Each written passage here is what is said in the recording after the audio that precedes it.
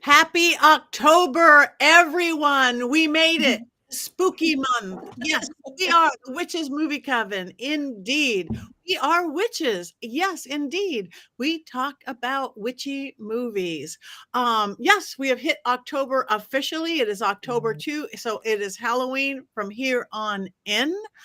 My name is Patti Negri. I'm one of your hosts. Honored to be here. You might know me from The Witching Hour, my podcast, from Ghost Adventures, from Portals to Hell, to Bathroom Walls Across America. And I am just honored to be here with my co-hosts, who I will let introduce themselves. Richard-Lael. That would be me. Richard-Lael is one name, not two. If I were Richard, I'd be a... There is my good friend right over there. Anyway, I am Richard-Lael. I am known as a psychic, the gentleman psychic. I'm a psychic medium. I'm all befuddled. I can't even talk. I'm going to move on. I'm really easy to find. I'm a little bit of everywhere. Thank you. Courtney. That's me. And guess what? It's showtime. I'm Courtney. I couldn't resist. I'm Courtney Buckley, ghost bait on Scared and Alone, and currently in actual hell in Salem for the month of October. So I'm here though and alive. That's all I can ask for. And Heather. Hi, I'm Heather Greene. I'm an author of Lights, Camera, Witchcraft and the Definitive Guide to Movies and Witch Movies in American Cinema and Television. And I am a journalist and a editor at Llewellyn Worldwide, working with all kinds of witchy authors. You can find me on all the socials. And I'm really excited to be celebrating another October with my favorite cover mates. Yeah, me too. And what happened to Chad? We've lost him. I'm coming. I'm so sorry. You have to say my name 3 times. I'm joking. Don't do that. I'm so sorry. He appears. I'm here. I'm so sorry. It has been an absolute nightmare trying to get this thing up and running, but I'm here. I'm present. I'm so excited to be here. I trimmed my scraggly beard. It's going to be a good evening. It's going to be. Yes.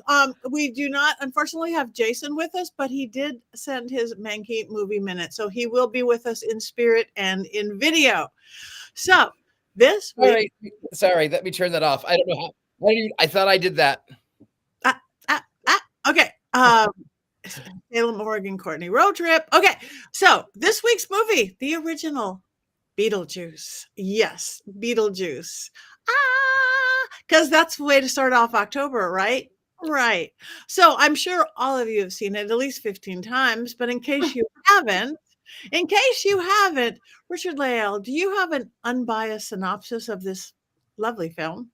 Good luck. I do have, and actually this one is fairly unbiased. I'm not going to say anything one way or the other because I don't want to spoil it. No spoilers on the show.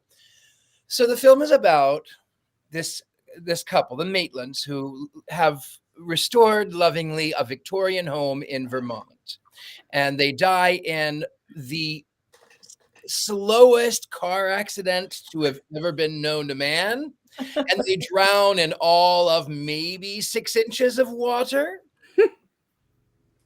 But they turn into ghosts. You find that they're dead. They are no longer among the living, and things are fine, excepting for the fact that they're ghosts. So now a new family has moved in, a mother and father, and their rather witchy daughter, who, of course, does see ghosts. She sees specters. No one believes her.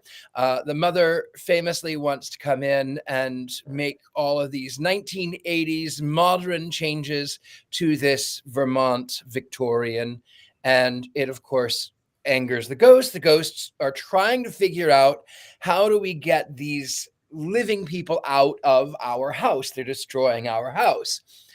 As luck would have it, while they're locked away in the attic, there happens to be, in the model that Mr. Maitland has made of the town, there happens to be a demon named Beetlejuice, who arises out of nothing, and he sort of convinces them that they need a human exorcism to drive away the living.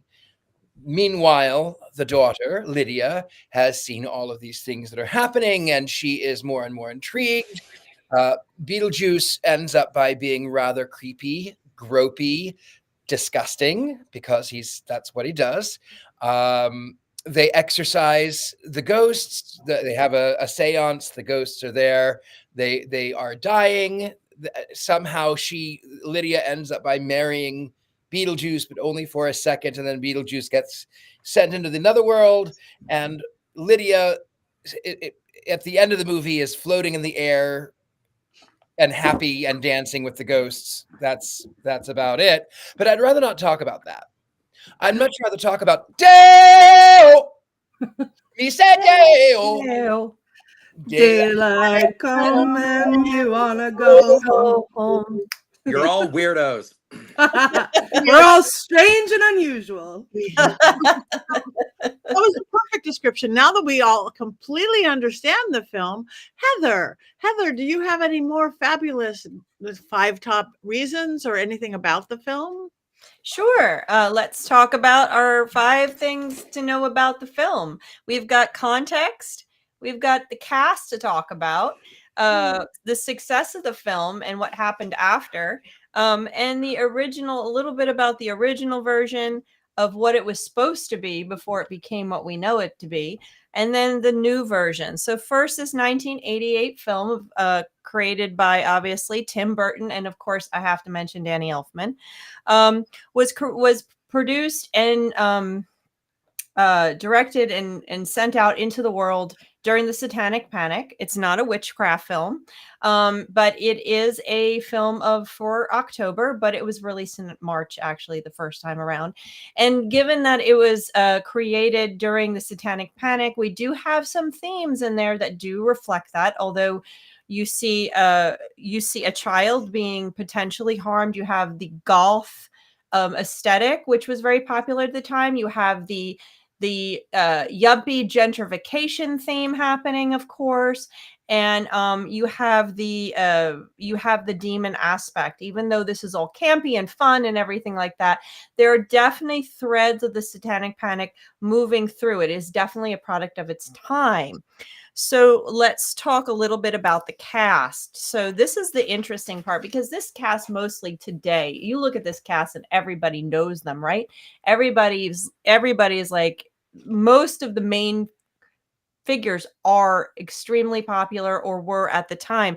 This was Winona Ryder's heyday. Now, this was only her 3rd film, though, so she wasn't a big name beforehand. All the big things we know her for came a little bit after. Heathers was 89. The next year, The Crucible, 96. Edward Scissorhands, Dracula in 92. I love that. Reality Bites for us Gen Xers. Huge Winona Ryder film. She got an award for Little Women. Girl Interrupted, another one. She was just all over the place during the late 80s and 90s. Winona Ryder, this was her time. Of course, for those of you who don't know any of those movies, you know Winona Ryder from Stranger Things. She is she's a classic, especially for Generation X, who grew up with her and came of age during all these films.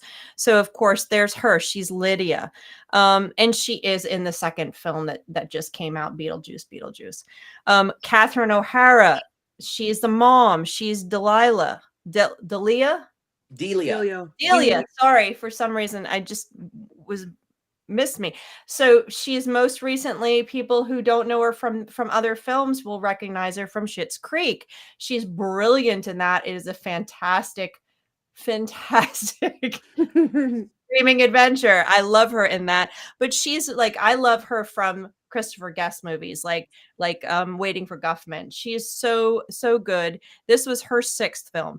Geena Davis, this was her 5th movie. This was after The Fly and after Tootsie, so she had some creds by this point. But she is obviously was well known at that point. Michael Keaton was not, even though some of the films had already come out, Mr. Mom and such. He wasn't an A-lister yet.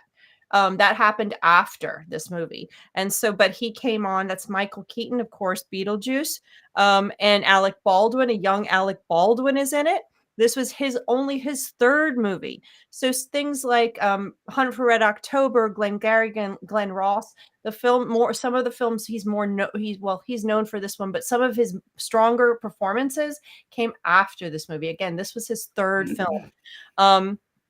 And then there's Jeffrey Jones, who was not asked to come back for the second movie because of some arrests and some issues that he had, which we don't need to get into. He actually was arrested in 2002 for, we won't get into why. But every time I see Jeffrey Jones's picture, I think of Ferris Bueller. And because he was the principal who was trying to track Ferris Bueller down. So this has got a strong cast. Maybe the people that he picked at the time may have not been as well known as they are now, but this is a strong cast that worked together very well and is since become quite the powerhouse. So the next, and I don't remember what number 3 was. Oh, number 2, the 3 of the success. So this film, it was budgeted at 15 million. It grossed 84 million to this point. Was extremely successful, landed itself with an animated series not long after, 89 to 91. There was an animated series. I do remember being on, but I did not watch it. It has video games that have come out in the 90s and then more recently. I have not played any of those. I don't know if anyone else can speak to that. Courtney Buckley, I'm looking at you.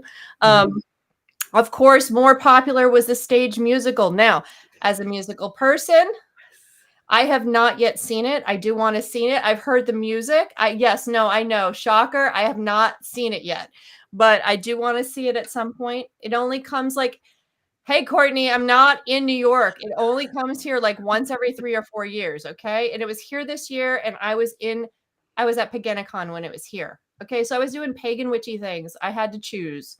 I drove through it came here in multiple different areas within a 2-hour drive. I went and saw it 3 times. And one of the times I drove through a blizzard to get there. So, okay. Well, we'll talk. We'll move on and we'll have this fight after. But I do plan to see it, and I have heard the music. And I have a child who's really into the music, so that came out in 2018. It is very successful. And then, of course, we had just recently reduced Beetlejuice. I did not say it a third time. The 2024 movie. So it has been extremely successful. This is not one of those where it was panned at the beginning and it's grown an audience as a cult following. No, it was popular right from the starting gate. The original version, and this is what's really interesting, and this is something I didn't know until I got more into it. So this movie was written as a story by, and I'm gonna find his name, Michael McDowell. He wanted to break into Hollywood. He wanted to get into this occult, supernatural stuff and it was popular at the time. Remember, this is the beginning of the witch craze and the supernatural stuff for Hollywood. So he wanted to get in on it, and he came up with this idea because one story said his neighbors, others said his parents. He and his partner were irritated either at his parents or his neighbors, I don't know, and wanted to create a story about that. And they wanted to create this, they had this concept that these ghosts were good, and that, there was this demon, and that the people who were living there were the problems. So he created Beetlejuice, but Beetlejuice originally, that wasn't the name originally, but was originally going to be a horror, more like The Exorcist. Beetlejuice was going to be a killer demon. He was going to kill some of the main characters. The Maitlands were going to die a horrible death that was very gruesome. The Lydia character was going to be raped, and at the end was going to die and then wind up living with the Maitlands in death. I'm trying to remember, he did what some of the articles talked a little bit about what Beetlejuice character was going to do, but I can't remember the details. But he was actually going to be a murderous demon. They also had his Jr. What was that? Sammy Davis Jr. was supposed to play the role of I read that they were looking at that. Yeah, they were looking at him too, and they also had a sister in it originally, to try to make Lydia look more off, to try to make her look more weird with her goth, but they removed her. So when they presented this story and script, it wasn't really well received, but then eventually the studio started working on it. They started massaging it, and eventually, obviously, it's no longer an Exorcist horror movie, and they changed it and moved it on, and eventually became what it is today. Burton signed on. He signed on after the success of his Pee Wee Herman, because he was still, Batman wasn't still in play yet, so he signed on. He was successful, and he was excited to make something that was different and very much a darker but yet fun humor, very, very much a Burton movie. This was, and what's interesting is if you read about the actual the writer, again, Michael McDowell, he seems like a very interesting creature. He is from New England, so he had a sense of that. He also was really interested in this humor that really paired very well with Burton's sensibility as well. So I think he's not really, this is what he's well known for, but he isn't very well known. So reading a little bit about his background and his writing and some of the novels he's written really makes sense, and it really works with what happened with it. And his partner, he died in, I think, 99 or something, and his partner said, you can see the McDowell footprint. Even though they changed the script, you can see the McDowell footprint on the final ending, which is nice, which is really nice. He was like into Lovecraft and occult movies and stuff like that. So he was a really interesting character, actually. And then finally, that's the original, the way it was supposed to be. So the new movie, I just want to give a little facts on the new movie. We're not talking about it, but it gives a little bit of direction. It gives a little bit of a sense of where we went. So Michael McDowell actually wrote a Beetlejuice 2. The second movie is not his novel, his story. There also was two others. There was Beetlejuice in Love. There was Beetlejuice in Hawaii. Tim Burton really wanted to do Beetlejuice in Hawaii. I'm not really sure what that's about.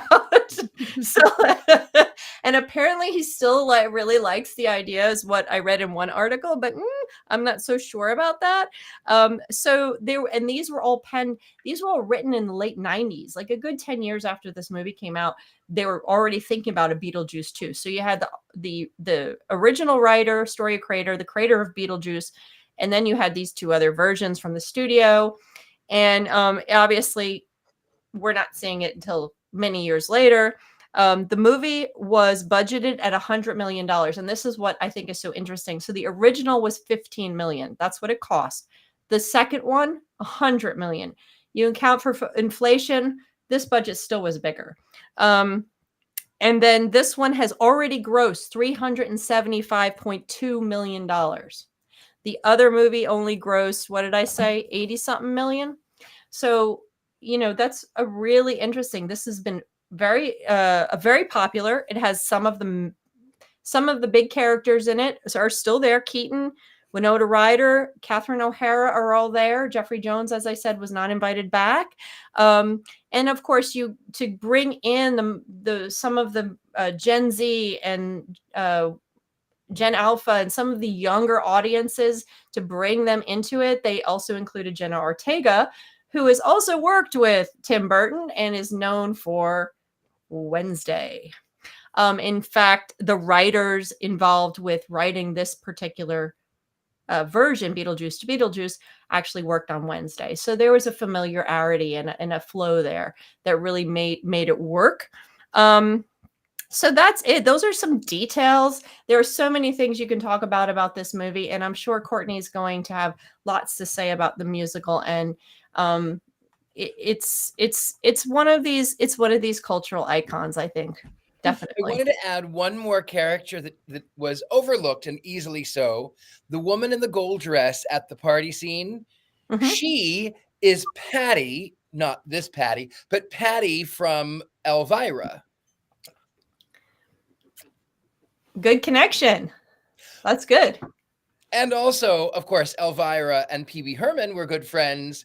And then there's a little bit more. Chadwick has something he has to say, I think. Well, I mean, the main unifier with all of them is that the makeup for Beetlejuice was overseen by Richard-Lael and I's very good friend V. Neal, who also did the Pee Wee Herman show, all of the Pee Wee movies. She's also very good friends with Elvira. So it's granted Hollywood was much smaller in the 80s, but all of them are sort of glued together by the ever looming presence of Miss V. Neal, who incidentally was going to make a surprise appearance tonight. But she had some things come up, and so she sends her regards, and she's very sorry. But she gave me some fun little facts to share about the makeup of the movie, and I also have a friend here who is an amateur expert of the musical as well. So when you guys start talking about the musical, I'll swap her in. She's actually wearing Beetlejuice pants, and she showed up in them, not knowing I was going to ask her to like come in and disrupt everyone. But she herself has performed as Beetlejuice in a couple shows, and she's an authority on the musical. She knows everything about it. I'm so glad I did my hair. I know. But- You're gonna love her. She's great. Chad, can I just ask you a real quick question? So the makeup is the one Academy Award that the movie got. Okay, so it is the one Academy Award, and it's my favorite Academy Award that's ever been won ever, and I'll tell you why. V was not the only person doing makeup. She had a team of people, the rest of which were men. And when you watch the video, I highly recommend going to YouTube and watching the video of her accepting the award, because when they announce that it's her and the other gentleman whose names I'm forgetting, when they announce that it's them, V rockets out of her chair and she books it up. She does not wait for the boys. They can catch up. They will get there when they get there. And she motors up to the stage. She's the first one up there. She grabs the statuary and she's able to talk about it. And it's just like, it's just such a power move for women everywhere. And I love it. I love it. And I brought it up to her. We were at a dinner one Halloween. Richard-Lael was there. Trying desperately not to have an allergic reaction to the obscene amount of cinnamon that I had put in everyone's gingerbread coffins that I made for dessert, but that's unrelated. And I brought it up because we were talking about it, and she mentioned that didn't occur to her that that's what she was doing. It just made sense that like we have 30 seconds to talk once we get up there, so let's get up there quickly. And it's hysterical because she's up and out and they're moving coats and they're trying to, it's hilarious. It's a beautiful moment. But I love, can I talk a little bit about the makeup? Is that okay? Yeah. Okay. So apparently there was a meeting with Tim Burton where they were trying to figure out what everyone in the afterlife was going to look like. Because the idea very early on that everyone would sort of be stuck the way they died. With the exception of the Maitlands, because they're not dripping wet the whole movie. But everyone is stuck sort of the way that they died. And there's a joke that Otho, who's my favorite character in the movie, there's a joke that he makes that if you off yourself, you have to spend eternity as a civil servant, a public servant, basically. And so that's why when you get into the afterlife, all of the people who were, it's like the DMV, but everyone who's working there are people who committed suicide. And so they had this idea. Tim wanted there to be color. He didn't want the afterlife to be sort of maudlin and boring and dark, because we've seen that. And V at one meeting came in with a stack of Necco wafers and said, what if we, instead of making everyone bright colors, what if we make them undead colors? And she laid out these Necco wafers and was like, this is the color scheme. And they loved it. And they did a couple makeup tests. And the first makeup test they did was Miss Argentina, and it just worked. And so that's why when you see everyone in the afterlife, that's why Miss Argentina is that gorgeous sort of tealy blue color, is because they held up a Necco wafer and just color matched it. Wow.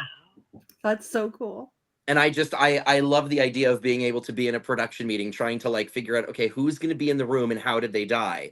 Because, you know, you've got the poor woman who is the magician's assistant who's been sawed in half, that you see at the end. Half of her is on one side of the couch and the other half of her is on the other. And I haven't seen the new movie yet, but I understand they took that and ran with it. There's a guy who's wrapped up in a snake and all you can see is the top of his head sticking out. there's a guy who was eaten by a shark, so he's there with like he's got like a bite taken out of him. It's just it's a lot of really dark fun that they sort of ran with. And I also love that because they had a limited budget for makeup and they were trying to figure out how they were going to make things work. When they were trying to figure out what Beetlejuice was going to look like, V was having trouble covering some seams, and apparently one morning she was like, "What if we just cover him in moss?" And so she went to Kitcraft, which is still open in Studio City, and she bought up all of the like railroad model railroading grass, which is just crushed up moss, and that was what he's dripping with, is because it was there to hide the seams to make sure that the wigs worked. And it's just it's brilliant stuff, and it's fascinating. I hope to God we can get her on your guys' show someday, because hearing her talk about these things, it's funny that there's the joke that the handbook for the recently deceased reads like stereo instructions, because when she tells these stories, she tells them as if it was just a trip to the supermarket. Like, does not occur to her that these things are such monumental parts of filmmaking. It's just, oh yeah, no, we covered him in moss. Great. It's great. And she says Michael Keaton is a delight and wonderful to work with. And Tim was really just wonderful on that movie. And she adores Catherine O'Hara.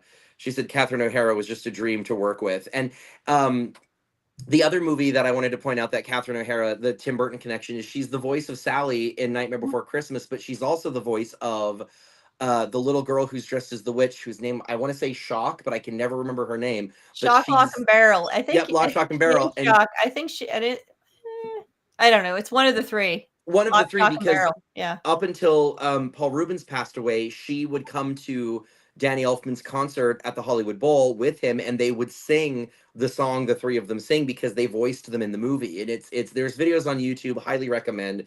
She comes out in a witch hat and she does the voice, and it sounds no different, and it's so charming and lovely. Wow. Thank you. That's beautiful. I have more for later, but it's for later. Okay.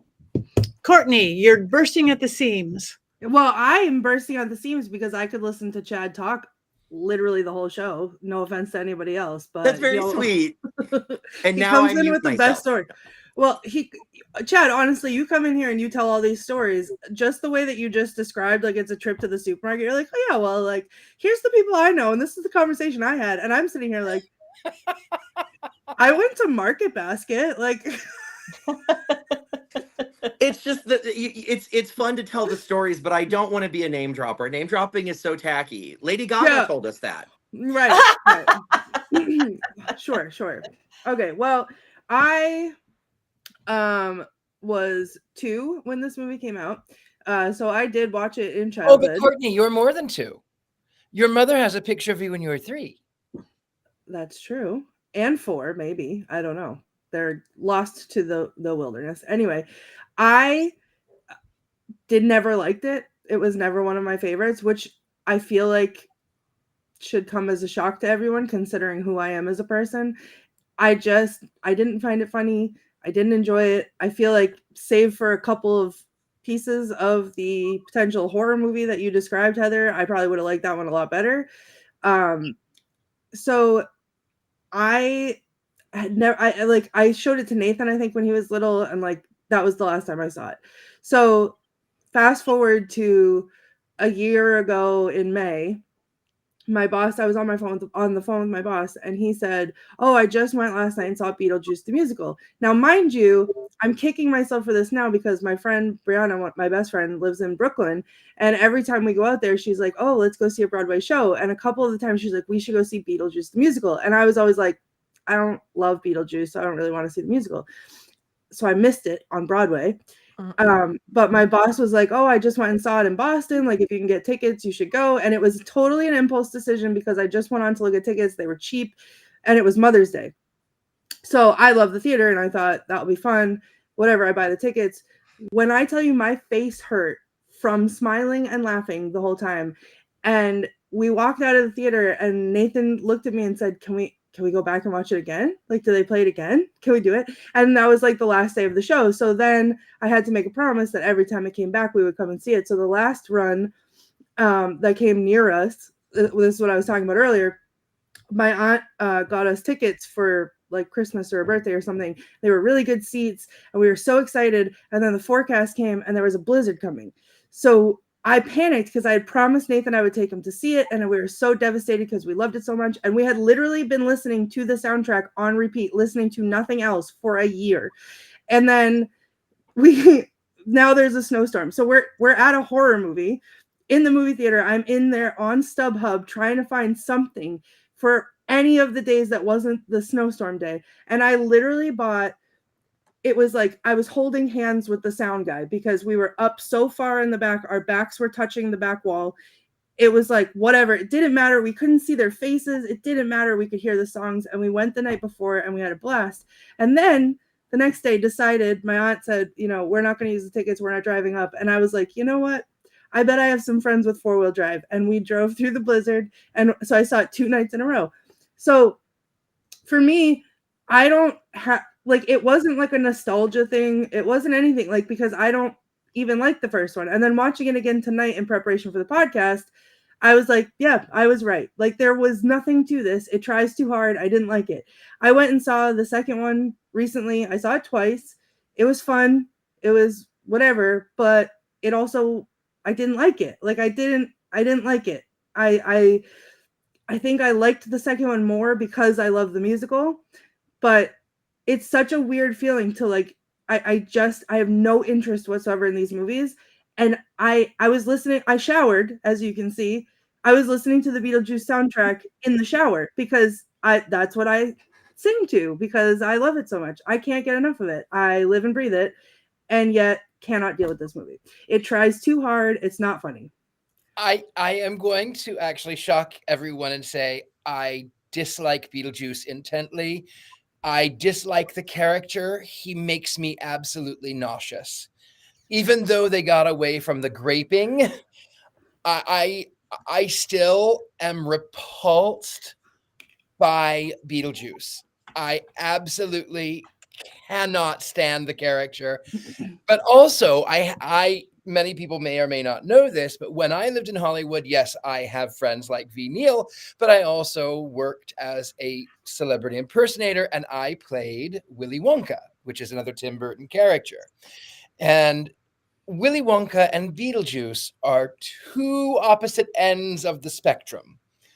Willy Wonka is prim and proper, and everything is about visual, and everything is beautiful, and yes, it might turn you into a blueberry, but think about how scrumdiddlyumptious it really is. Beetlejuice doesn't care. He doesn't care what you think. He doesn't care what you do. And then I have a story about an impersonator. If I may, is that okay? Can I tell that story? Please. I think I know this story and it's a good one. You do know this story. I told you this story. So I was a Willy Wonka impersonator. I was the master of ceremonies at a Tim Burton inspired bar and restaurant in Hollywood.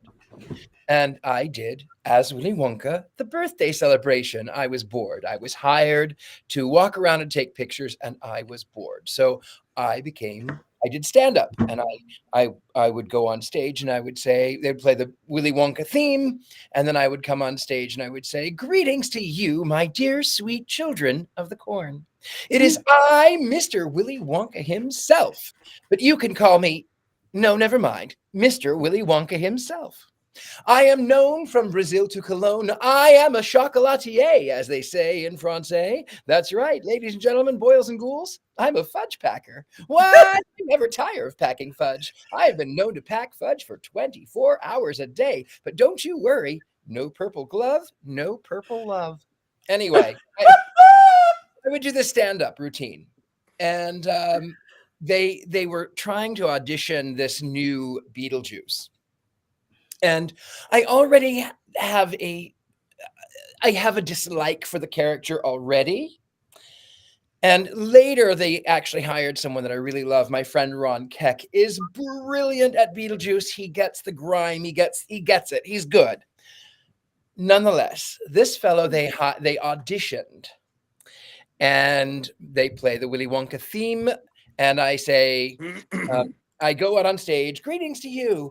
And from the back of the room, oh, I forgot to mention, all night long, this Beetlejuice that they auditioned says 2 words to me.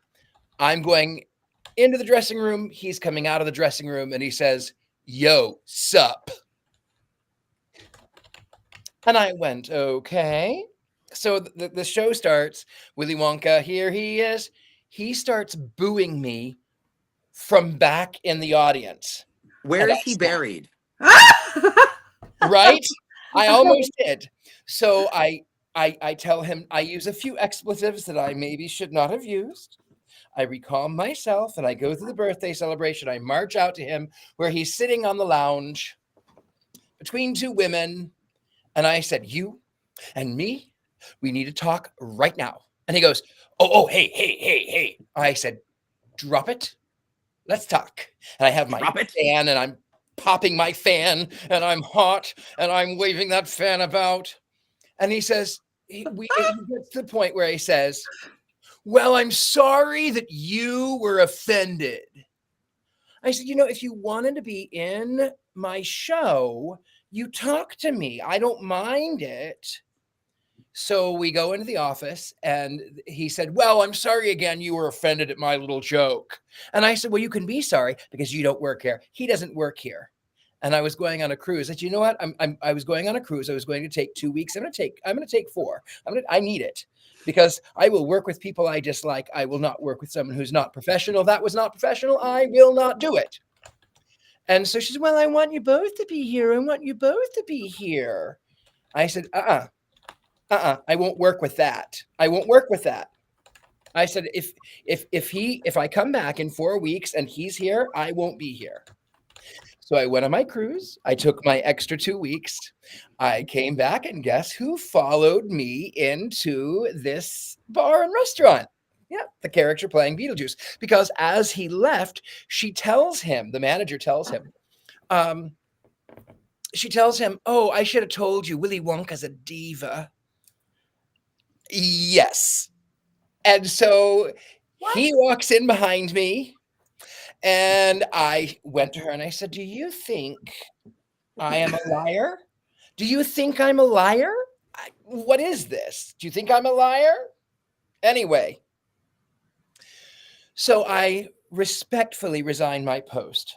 And she was the manager, but the owners are my friends. And I said, "Beetle House is a great place to go with your family," a public post. "Go there for the entertainment, go there for the food. Enjoy it. But for artistic differences, I and the Beetle House are no longer going to be we're not going to be working together." Anyway, a month goes by and the owner calls me and he says, "We have got to get you back. We are losing revenue. People are coming there for you. We have got to get you back. We'll do anything. We'll fire him. We'll fire this guy." And I said, "No, you won't. Don't fire him. No, that would be cruel and unusual. Put him on the Wednesday morning breakfast shift." And that was all that he did. He was on the Wednesday morning breakfast shift. The most All diabolical. that makeup. Nobody there. Wow. I mean, was I the diva? It was just, it was just unprofessional to boo an actor without having a dialogue first. Also, it was completely lacking in any character integrity because Beetlejuice wouldn't make a spectacle of himself like that. He would be too busy in the back doing one-on-one. Like, he's not Willy Wonka can hold a crowd. Beetlejuice cannot. And that's the problem with most people who do Beetlejuice is they think that they can. And you and I are talking about the same person. But because we've had run-ins with this guy and he has the same issue that cosplayers have when they cosplay Deadpool or Jack Sparrow or the Grinch or hold on, let me look up his anyway. The point is that they think these characters give them license to do whatever they want and get away with it because they're in character, and it's like, no, you still have to understand the character enough to have the character integrity to be able to do that. And also, in a situation like that, it's just unprofessional. You were doing an established thing with the business, and he had no business doing that and upsetting things and yeah. Tabitha, you're correct. Beetlejuice is a narcissist.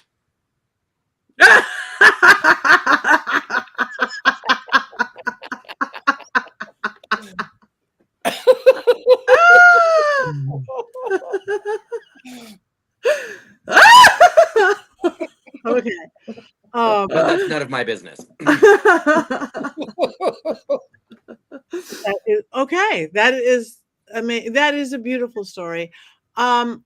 It's so funny with all the weird. I like the movie. Of course, he's a horrible person. He's a bad demon. But with all the horrible movies with unethical, evil people that you think he's extra bad, just cracks me up. So, and I'm sort of surprised, Courtney, that after seeing the musical, that the film didn't warm up on you. Because sometimes the movie, the book, the whatever, it warms it back up. The thing is, and I just put this in the chat. I said I like like the musical Beetlejuice. I like the character of Beetlejuice in the musical because he's different than he is on the screen. And it's not that I'm not offended by the movie. I don't think that he's too gross. I don't think that he's too whatever. I just don't like. I don't think it's good at all enough to hold my interest. I didn't find it funny. I think it tries way too hard to be funny, and instead of just like being stupid, like you guys know my sense of humor. If it was so stupid, I'd laugh.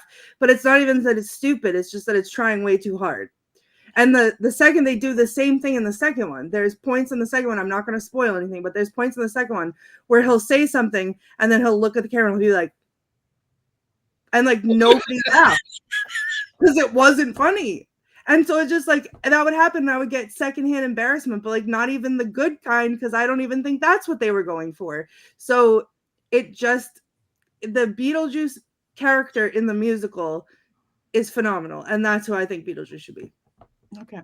And he's gross too. He's disgusting and he's all the things. He's a pervert. He's everything, but he's funny.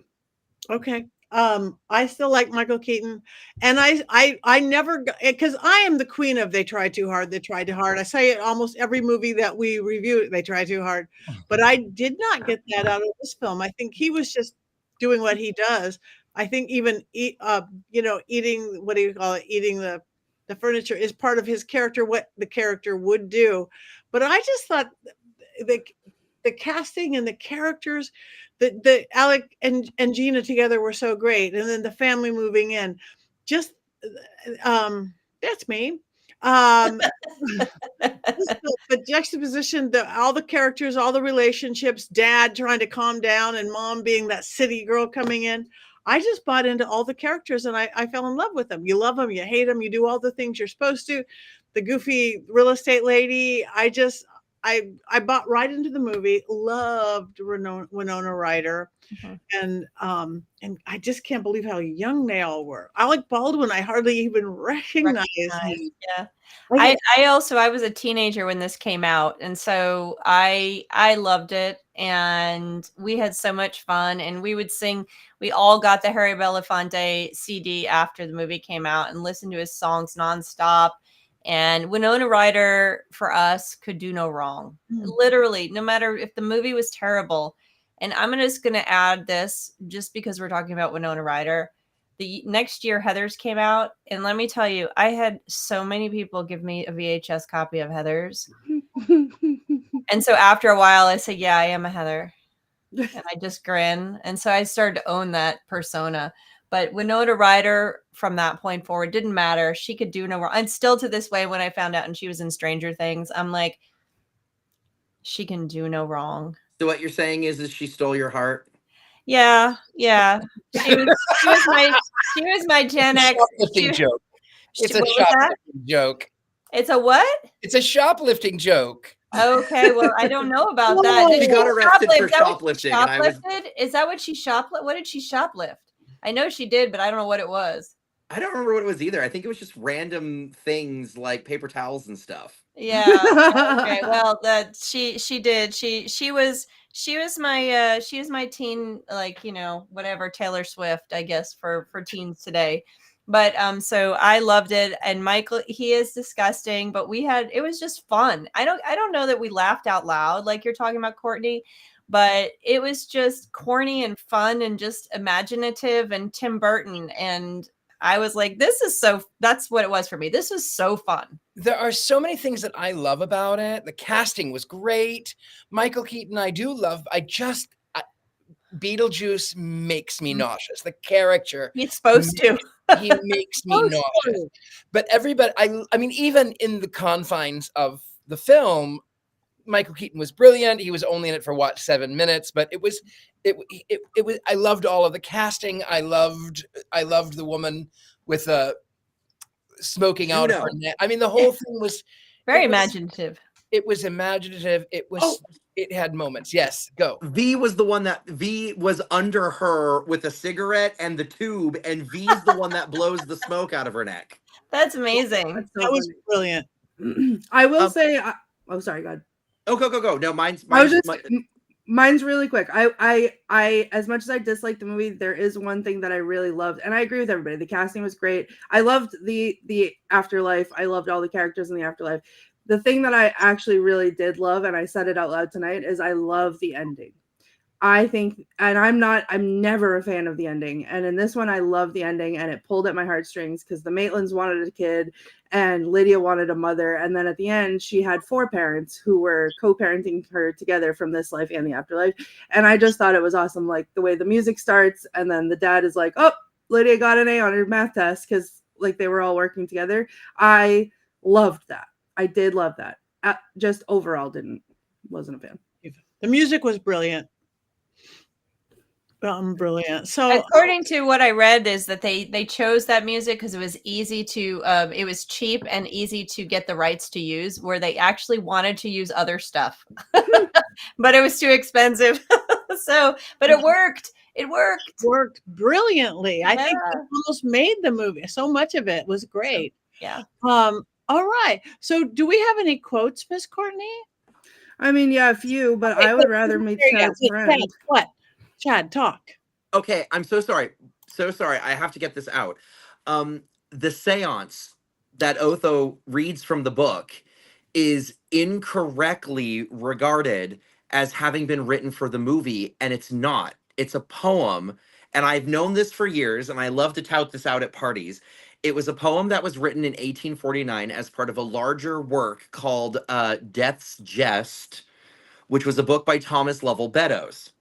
And when they were working on the script, at some point, someone had it, and they cut out pieces of it and used it for a seance because it sounds like an actual spell when you think about it, but it's very difficult to find. And the reason why I've been like over here on my laptop the whole time we've been talking is because I found a full copy of the poem once a long time ago, and it was buried somewhere on my laptop, and I pulled it up. So to piggyback on the quotes, when you're done with the quotes, if you guys want, I would love to read the poem in its entirety. It's not very long. It'll take less than 2 minutes, but it's just so beautifully worded. I wanted to make sure that I interjected that little bit. That was the major contribution I wanted to make to the evening.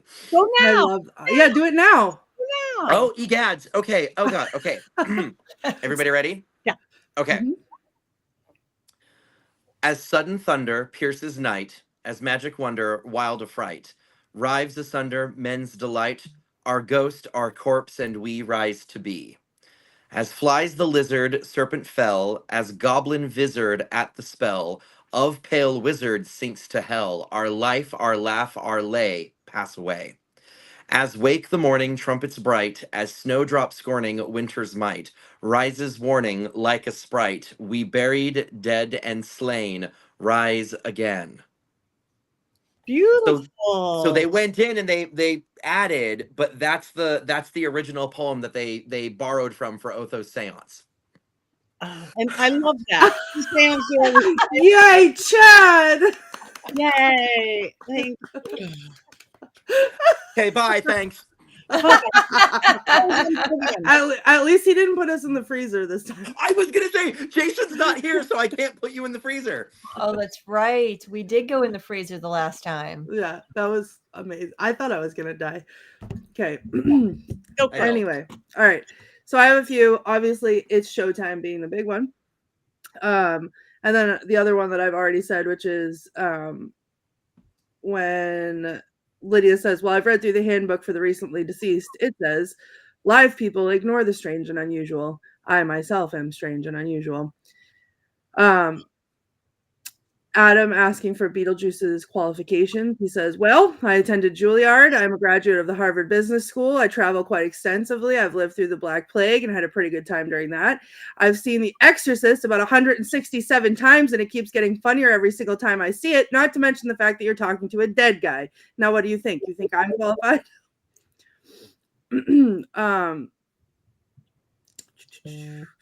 Go ahead, make my millennium. Sorry, I'm scrolling through all my notes. I have to start separating these. I just it's like a stream of consciousness that I write down. Oh my god. When Juno and the football, every interaction between Juno and the football players, when they like have no idea what's going on and they keep calling her coach, and the one guy's like, I don't think we survived that crash. And she's like, how did you guess? I'm not your coach. He survived. I like also too, I'm trying to find it. I wrote it down in here. Bernard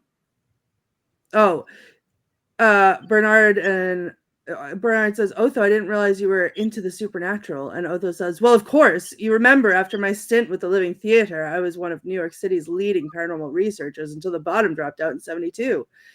And then goes, paranormal.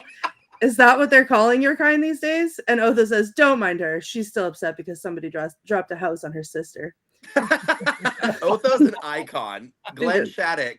Man, he was great. Oh, and he says, attention, Kmart shoppers. One that I did think was actually pretty poignant was an exchange between Barbara and Adam.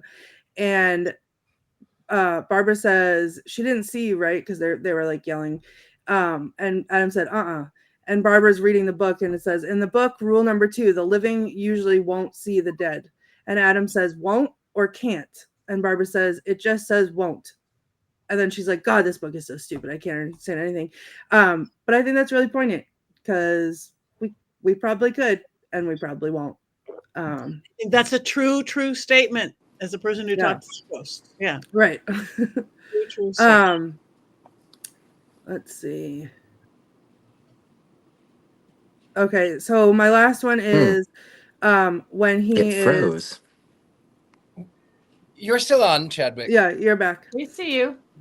Gone, back. Oh. He really was done. That was it, the poem, and he's gone. My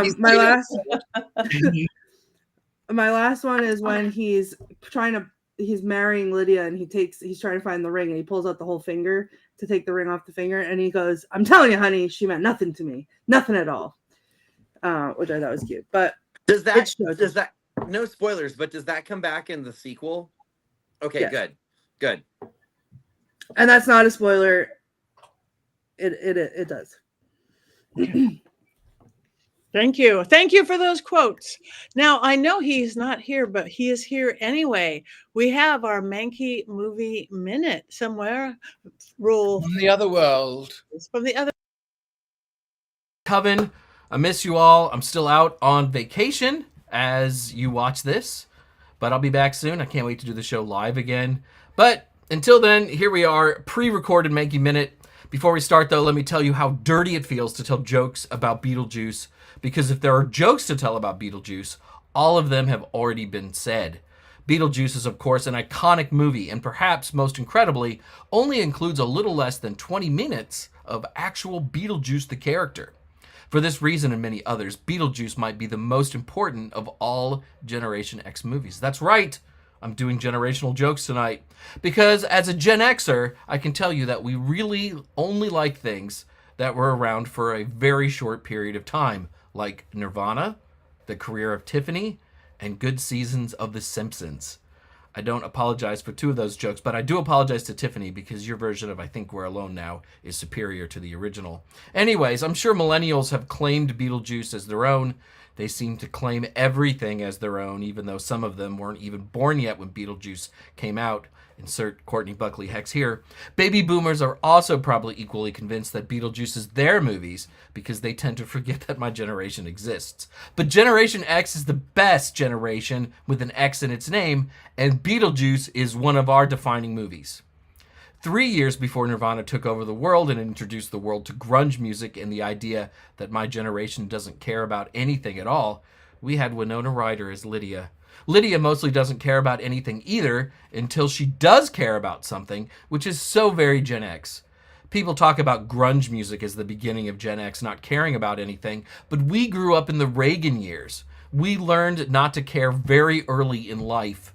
In addition to being alleged slackers, a lot of us were goths like Lydia, another thing pretty much invented and perfected by Generation X, even though I think Joe Biden's generation likes to think they were the first goths. I think I remember an interview where Biden said his favorite band was Sisters of Mercy, but I could be incorrect.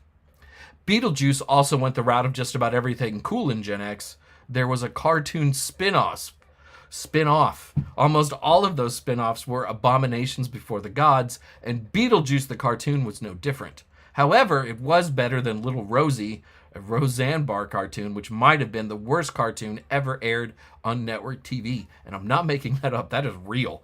But back to the Beetlejuice cartoon, a cartoon that dared to ask the question, is a wisecracking, extremely horny ghost who lives in the land of the dead and whose job it is to scare people, something that we should be showing to 6-year-olds? The answer was apparently yes, because the cartoon lasted for 4 long years. The Beetlejuice cartoon is also a prime example of something that was quintessentially Gen X and then given to the first stirrings of the millennial generation. Hey, Mommy, it's that scary guy from that movie my older brother likes, but now he's a cartoon. At least most people don't remember the cartoon because truly great things don't need sequels, right? There's something immortal about Beetlejuice, with Winona Ryder forever preserved in all of her young Gen X glory. Wait, what was that? Huh? They just made a sequel to Beetlejuice 35 years later? Really? What is wrong with people? Next, you were going to tell me that the original lineup of Jane's Addiction got back together and then broke up again after getting into a fight on stage, because that doesn't happen, right? Oh, what? Oh, gods. Oh, gods. It does happen. I think I'm going back to my vacation now. Brilliant. I will not clap, and I will not stand for the millennial slander. There's a And the freezer. cartoon won awards. There's a freezer 10 feet away from me. And Let's go. Come on, Chad. The cartoon won an Emmy Award. I'm fridging all of you. I'm kidding. I'm not. You're fine. I have to agree that is a Gen X movie. So I am glad that Jason had called that out, because Gen X needs someone to recognize that we exist. As the resident millennial, I do not claim that movie. You guys can have it. Enjoy. Thanks. Thank you. Also, I looked it up while he was talking, because you guys keep talking about the cartoon. And I'm like, I feel like I watched it. I did watch it. I watched the cartoon the whole time. It won an Emmy Award. It's one of the only only Emmy Award winning cartoons that were made after a movie. Like, Wow. So it was very popular and very successful. I did watch the cartoon. And I actually loved it. All right. We are running out of time. As long as we can continue, we do have to vote on this. And that means again, everybody in the chat room, we appreciate everything you are saying. Now tell us, wands up, wands down, Beetlejuice, the movie. I've been working all day, so I don't have a wand, but I have some shears. Yes, beautiful. I'm holding them up for everyone except people who cosplay Beetlejuice. It's just for the movie, just for the movie. So we got an up, and 3/4 and a down. Exactly. What's your wand, Richard-Lael, there? It's a ghost. Oh, it's a ghost. Oh, it is a ghost. It's a sheep. Mine is a human humorous. and I'm pointing it down because this movie was not humorous. Oh, pish. Oh. Okay, in the chat room, we've got wands up, horns up, wands up for music making, wands up, wands neutral for the great cast, wands up for the ghost with the most, wands up all the way. Wands up is winning on this one, I'm happy to say. That rhymed. All right. Oh, wait, Beetlejuice the musical, though. Beetlejuice the music. We haven't done that. We'll have to. I know, but I'm doing it right now. So anyway, thank you guys. Oh, we got a long one with Lady Silver Willow Sage. All right. What are we watching next week? I'm going to push through this. Next week is Bell Booking Candle, a 1958 classic. Ooh, very witchy. Very witchy. So everybody, Bell, Book and Candle, find out where you can watch it. Watch it. Join us, bring your opinions, bring your wands, and bring your goats. Now, we're kind of over time. I don't know, but if anybody wants to go over anything they have coming up that they want to talk about, jump in. Yeah, I do. Scotland trip, there's a code.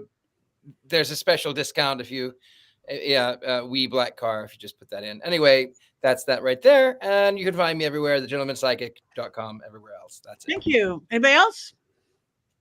I don't have anything coming up, but if you want to follow me on Instagram, I'm posting a lot of really fun Halloween costumes. Chadhatter, if you're interested. Please do. Follow us all on social media. It makes a difference. Like us, follow us, whatever you have to do. We have websites. We have that because we love you. If anybody's going to be in Massachusetts this weekend, I'm going to be there for Mass Paracon. I'm going to be there. And then I think the next week it's LA. We got a little vampire salon here in LA, and then I'm heading to Texas. So go find our websites. I'm pattinegri.com. And will you be at Mass Paracon? Courtney, you're not coming this year, Courtney? So I plan to, but my son has a track meet on Saturday, and I have a very important celebration of life to go to on Sunday, so I can't make it. Okay. Robert's going to be there, though. Yay, Robert. I'm going to see you in just days. So you guys, thank you. Tell your friends about us. Give us movie suggestions, comment on things. Let us know. Oh, wait, we were going to take a poll. Are we going to wait this week or wait till next week? Yeah, we don't have to do that this week. We'll wait. Well, I do keep an eye on Facebook.